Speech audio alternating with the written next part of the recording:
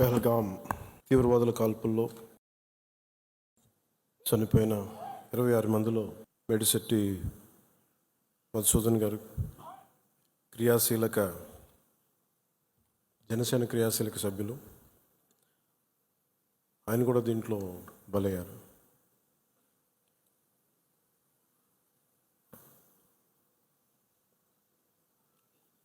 కశ్మీర్లో సరిహద్దుల్లో తూటాలు పేలితే, ఉగ్రవాదులు తూటాలు పేలితే దాని ప్రకంపనలు భారతదేశం అంతా ఎలా పాకిందో మనందరం చూస్తున్నాం. అది మన పార్టీ, మన జన సైనికుని కూడా చంపేస్తున్నది ఆ ఉగ్రవాదం. ముఖ్యంగా కశ్మీర్ అండ్ మెయిన్ మనం ఆయన కుటుంబాన్ని పరామర్శకెళ్ళినప్పుడు వారి సతీమణి మాట్లాడింది, వాడి పిల్లలు ఎంత ఘాతుకంగా చంపారంటే, ఎంత క్రూరంగా చంపారంటే, ఐడి కార్డ్స్ తీసుకొని నువ్వు హిందువా కాదా ఐడి కార్డ్స్ అడిగి, లేదంటే ముఖ్యంగా మన మసూదన్ గారి సంఘటన అయితే ఆయన సతీమణి గారి మాటల్లో సరిగ్గా 3 రోజుల ముందు వెళ్ళారంట బెంగళూరు నుంచి 3 కుటుంబాలతోటి వెళ్తే, నేను అన్ని రోజులు మామూలుగా మోడర్న్ డ్రెస్సులు వేసుకున్నాను, కానీ ఎందుకు ఆ రోజు మధుసూదన్ అంటే ఆయన అడిగారంట, డ్రెస్ వేసుకుంటే మోడర్న్ డ్రెస్ వేసుకుని బొట్టు పెట్టుకోకూడదా అని. అంటే ఆ సంఘటనకి ముందు సరిగ్గా ఒక అరగంట ముందు బొట్టు పెట్టుకున్నారంట. ఆవిడ చెప్తుంది ఏంటంటే, బొట్టు పెట్టుకున్న తర్వాత నేను కాదని కూడా అబద్ధం కూడా చెప్పలేం కదా, తప్పించుకోవడాకన్నా అలా దొరికిపోయాం మేము. ముందు అరుపులు వినిపించినాయి, తుపాకీ శబ్దాలు వినిపించినాయి,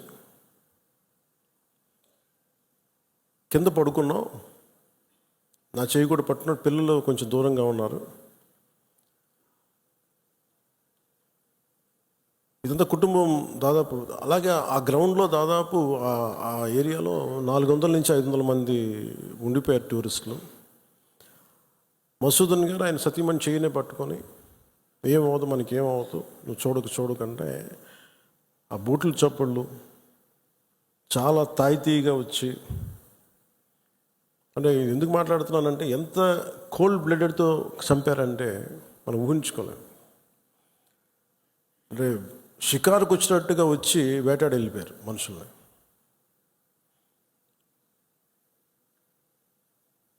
మనకి ఏమవ్వదు అని అలా అంటుంటే బూట్ల శబ్దాలు ఆగినాయి. ఆవిడకి తెలిసిందల్లా తుపాకీ శబ్దాలు వినిపించినాయి. కళ్ళు తెరిచి చూస్తే మొత్తం ముఖం మీద మొత్తం రక్తం ఉండిపోయింది, భర్త తాలూకు రక్తం. ఎంత క్రూరంగా చంపారంటే, నేను వైజాగ్ కూడా వెళ్ళాను చంద్రమౌళి గారి ఇంటికి. ఎక్కడ తల ఉండాల్సిన చోట తల లేదు. 35 బుల్లెట్లు 40 బుల్లెట్లు దింపారు తలలో, ర్యాపిడ్ ఫైర్ తోటి, ఆటోమేటిక్ గన్స్ తోటి. అంత దారుణంగా క్రూరంగా చంపేశారు. యుద్ధం ఎప్పుడు ఇంకొక ఆయుధం పట్టుకున్నవాడితో చేస్తాం, కానీ నిరాయుధులైన ఎంత నమ్మకం లేకపోతే కశ్మీర్కి వెళ్తారు.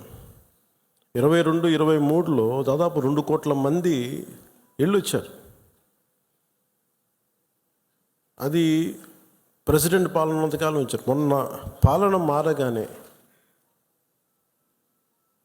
అప్పటికి చాలాసార్లు ఎన్నికలు ఇంకా సంసిద్ధంగా లేదు కశ్మీర్ అని చెప్పినా కానీ కొన్ని పరిస్థితుల వల్ల కుదరలేదు, రాజ్యాంగ పరిస్థితుల్లో ఇంకా ఉండదు అని చెప్పేసి మళ్ళీ ఎప్పుడైతే రాష్ట్ర చేతికి వెళ్ళిపోయిన పగ్గాలు, మళ్ళీ ఈ తీవ్రవాదులు విజృంభించి చాలా కోల్డ్ బ్లడెడ్గా చంపేశారు అందరిని. మీరు ఊహించుకోండి, మనందరం ఒక సాయంత్రం అంటే మనకి కశ్మీర్కి మనకి ఏంటి సంబంధం అనుకుంటాం.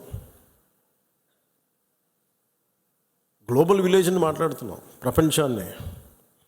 అమెరికాలో చిన్నపాటి ఇన్సిడెంట్ జరిగితే దాని ప్రకంపనలు ఆంధ్రాలో కూడా ఉంటాయి. It's become a global village. అలాంటిది దేశం సరిహద్దులు ఏమి జరిగినా, దేశం లోపల ఏమి జరిగినా దాని ప్రకంపనలు మనకు కూడా తగిలి తీరుతాయి. మేబీ ఒక సగటు మనిషిగా బతికే మనకి అంత అవసరం లేకపోవచ్చేమో, కానీ మామూలు మనిషికి అవసరం లేకపోవచ్చేమో, కానీ being a political party,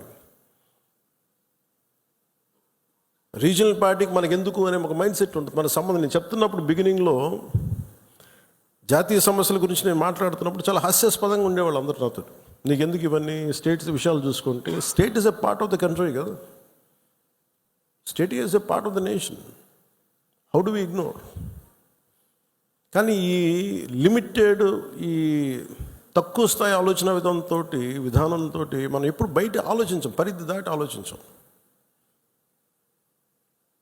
so ఇప్పుడు నేను ఆ దేశం కోసం ఎందుకు ఎంత తపన పడతానంటే, if borders are not secured, Kashmir భారతదేశం అదంచు దాడితే పాకిస్తాన్ వస్తుంది. ఆ హద్దులు బాగలేనప్పుడు దాని ప్రకంపనలు ఇక్కడ దాకా వస్తాయి. మియాన్మార్లో గొడవలు జరిగితే మనకు ఎందుకు అనుకోవడానికి లేదు.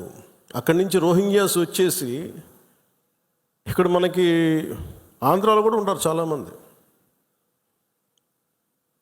దాని ప్రకంపన దాని తాలూకు ఇంపాక్ట్ మనకి ఏముంటుంది అనుకుంటే, సడన్గా తక్కువ జీతాలకు పనిచేస్తారు వాళ్ళ అవసరార్థం. అప్పుడు ఇక్కడ ఉండే స్థానికులకి ఉద్యోగాలు రావు. సో బార్డర్ మేనేజ్మెంట్ అనేది చాలా కష్టమైంది.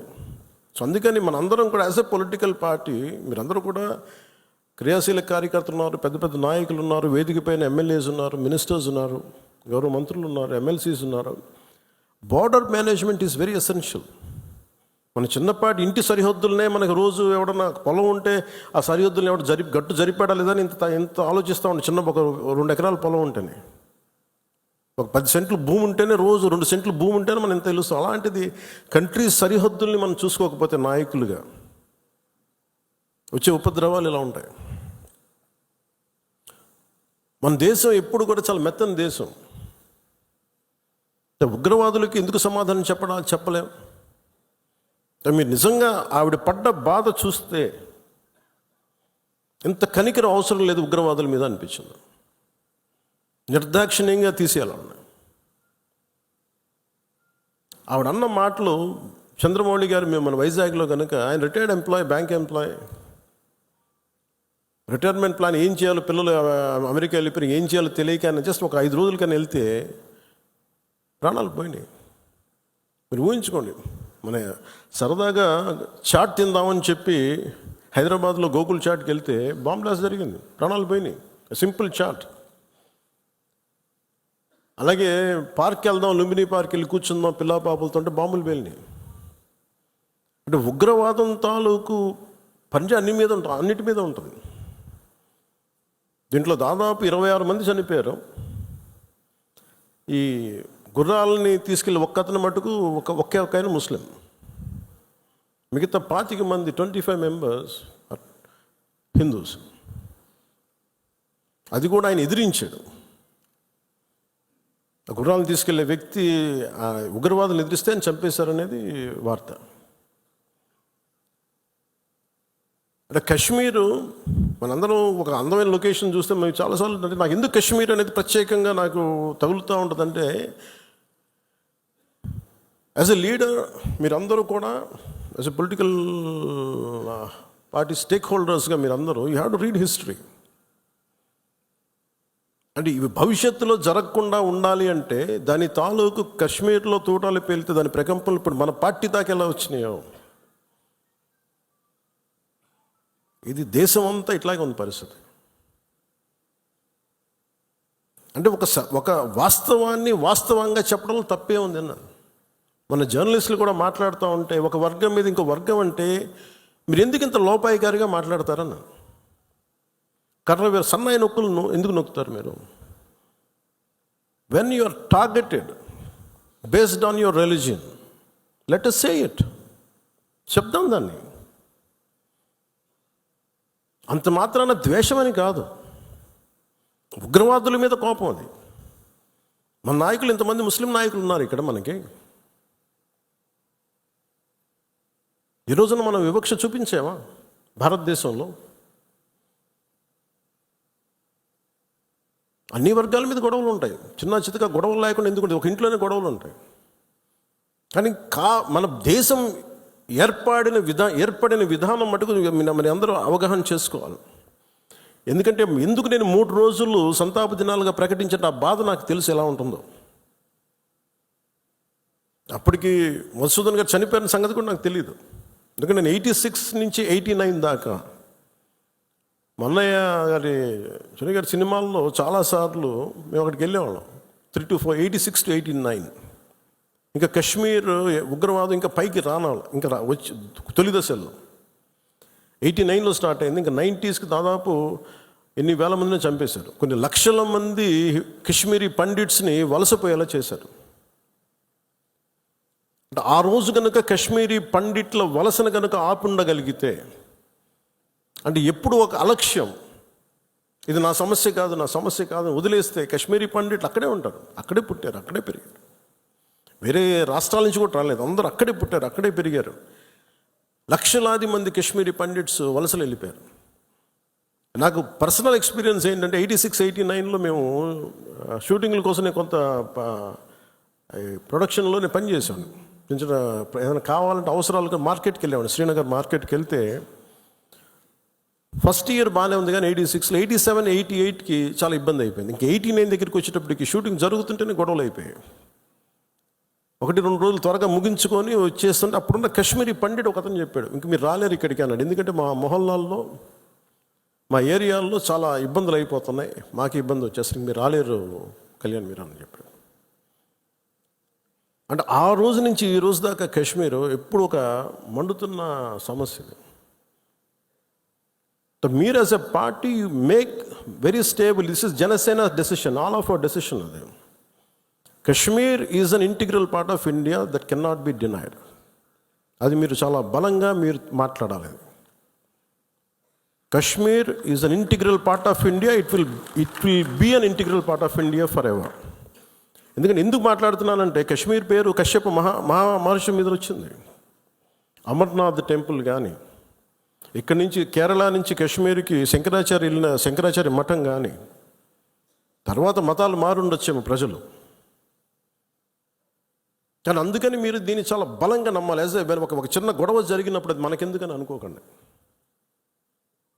అందుకని దిస్ ఈజ్ జనసేన స్టాండ్. ఇది నేను బలంగా నమ్ముతాం, బలంగా ఆచరిస్తాం.